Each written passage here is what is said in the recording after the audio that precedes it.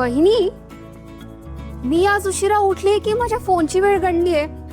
नाही अगं, तू वेळेत उठलीयस. मी स्वयंपाक लवकर उरकला. लवकर? पहाटे म्हण. अगं एवढं सगळं का केलंस? आज काही आहे का? डोंट टेल मी की आज कुठला फेस्टिवल आहे आणि मी विसरले. नाही अगं, कुठलाही सण नाहीये, शांत हो. मग एवढ्या सकाळी उठून हे सगळं का केलंस? कारण आजचा दिवस खूप महत्वाचा आहे. आज मी नवी सुरुवात करते. वा, कसली? विराजस सोबत आज मी पण ऑफिसचं काम बघायला जाणार आहे. वाव, वहिनी कसलं भारी. वहिनी वहिनी वहिनी आता प्रो सोबत तूही काम करणार? Wow, I am so excited. आहा हा, म्हणजे तुम्ही दोघं घरी एकत्र राहत होता ते पुरेसं नव्हतं वाटतं. हा, आता दोघांना एवढंही राहत नाहीये ना एकमेकांशिवाय? काय ए, तुम्ही ना आता ते लवबट झाला आहात. म्हणजे एकाच पिंजऱ्यात दोघी जण. ओ सॉरी सॉरी, एकाच ऑफिस मध्ये दोघी जण. मग काय आपलं सतत गिटिरग गिटिरग गिटिरग गिटिरग. हा, आय एम सो हॅपी वहिनी.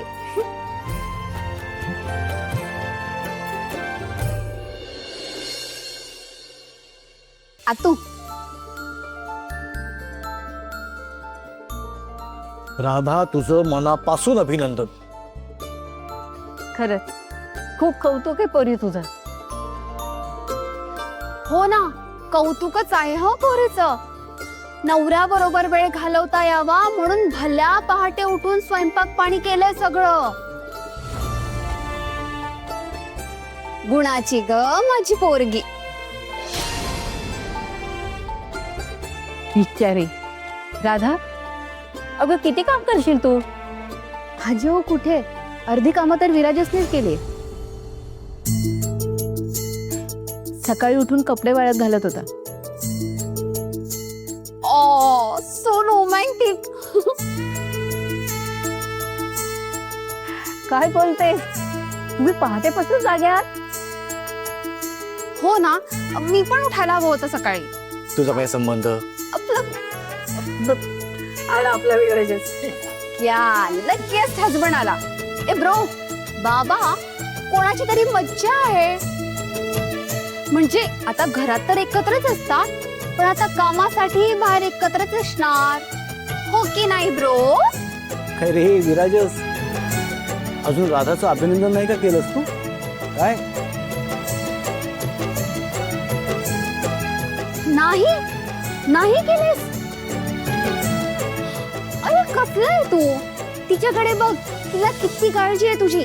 तुझ्या बरोबर वेळ घालवता यावा म्हणून काकांकडून काम मागून घेतलं आणि तू.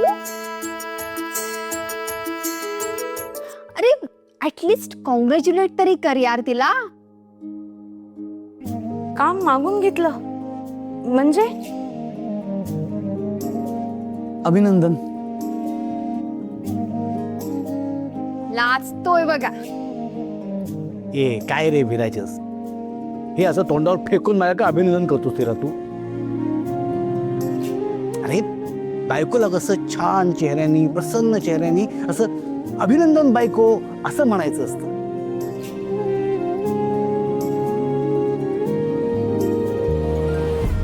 अभिनंदन बायको.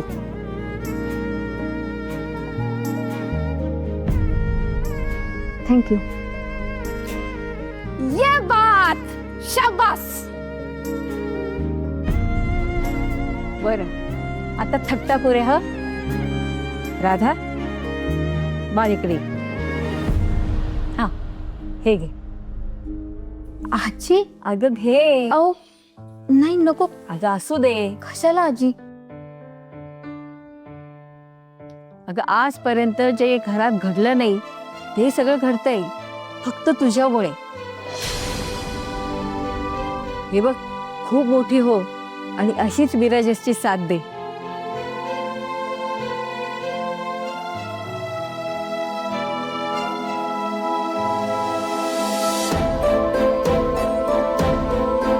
नमस्कार करते.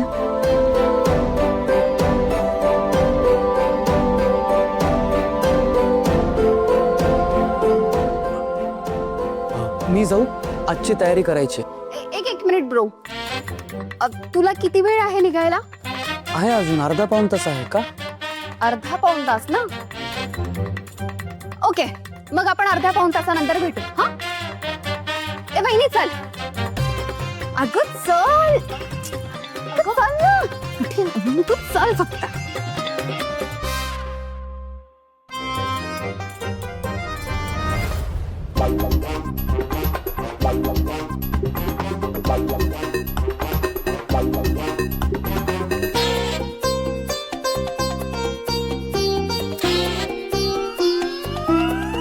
ए आसावरी, काय चाललंय तुझं?